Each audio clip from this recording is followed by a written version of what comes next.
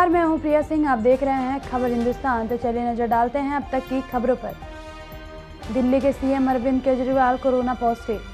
आगामी 2022 के विधानसभा चुनाव को लेकर लोगों के बीच में सरगर्मियां तेज हो गई हैं।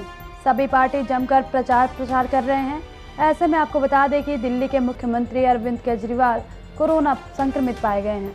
उन्होंने खुद ट्वीट कर इस बात की जानकारी दी है। आपको बता दें कि केजरीवाल ने सोमवार को देहरादून में एक जनसभा को संबोधित किया था।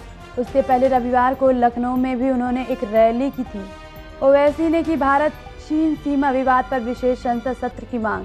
वास्तविक नियंत्रण रेखा के पार चीन के द्वारा बुनियादी ढांचे बनाने की खबरों पर प्रतिक्रिया देते हुए असदुद्दीन ओवैसी ने सोमवार को भारत चीन सीमा मुद्दे पर केंद्र सरकार की खिंचाई करते हुए कहा कि संसद के विशेष सत्र की मांग की है।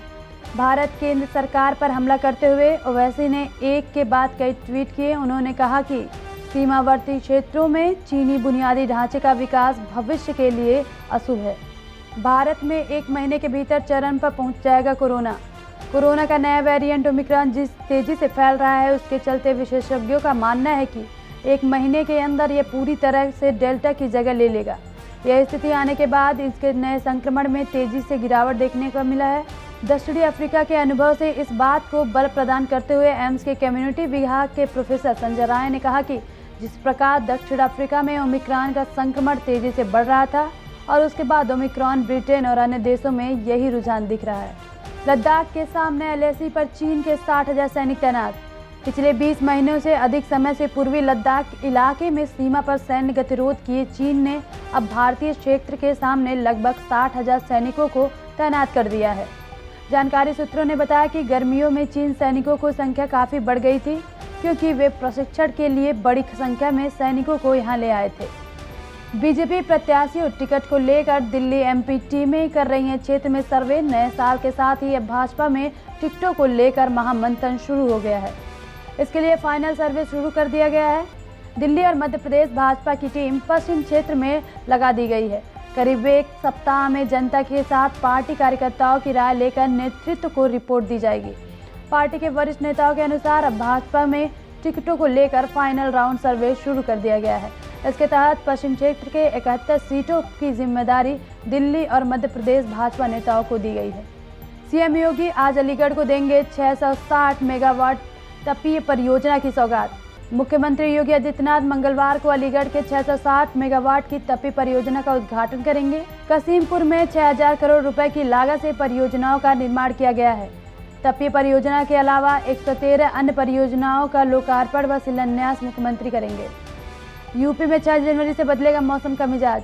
यूपी में 6 जनवरी से मौसम बदलने जा रहा है। दिन के तापमान में गिरावट देखने को मिलेगा, वहीं रात का पारा कुछ चढ़ सकता है। मौसम विभाग ने बदली और बरसात का अलर्ट जारी कर दिया है। कुछ स्थानों पर ओले भी गिर सकते हैं। मौसम विभाग के मुताबिक मौसम के खराब होने की शुरुआत बुधवार को हो सकती है। इस बदले मौसम विभाग ने रातों को ठंड से मामूली राहत दी है। मुस्लिम महिलाओं की नीलामी पर इन सितारों ने खड़े किए सवाल। बुल्लीबाई नाम के ऐप पर इन दिनों जमकर बवाल मचा हुआ है।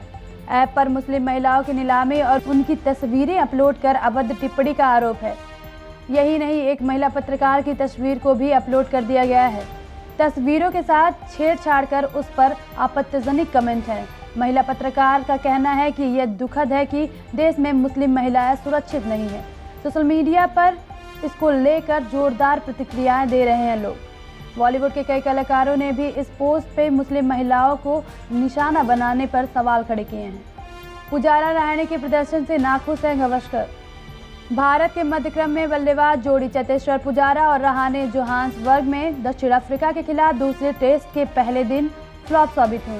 पुजारा 33 गेंदों में सिर्फ 3 रन पर आउट हुए और रहाणे को बिना खाता खोले पवेलियन वापस जाना पड़ा।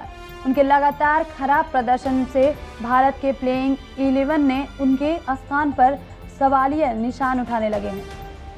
भारत के दिग्गज क्रिकेटर व पूर्व कप्तान सुनील गावस्कर को लगता है कि पुजारा और रहाणे के पास अपनी जगह बचाने के लिए सिर्फ एक ही पारी बाकी है। यूएस में कोरोना का महाविस्फोट, एक दिन में मिले 10 लाख से ज़्यादा नए मामले। ओमिक्रॉन वेरिएंट के तेजी से फैलने के बीच अमेरिका में सोमवार को 10 लाख से अधिक कोविड-19 के मामले सामने आए हैं। अमेरिकी स्वास्थ्य अधिकारियों ने कोरोना वायरस की किसी भी पिछली लहर की तुलना से 3 गुना अधिक बताया है। अकेले सोमवार को 10 लाख से अधिक केस सामने आए हैं। तो ये थी हमारी अभी तक की खबरें। अगला अपडेट पाने के लिए देखते रहिए खबर हिंदुस्तान। धन्यवाद।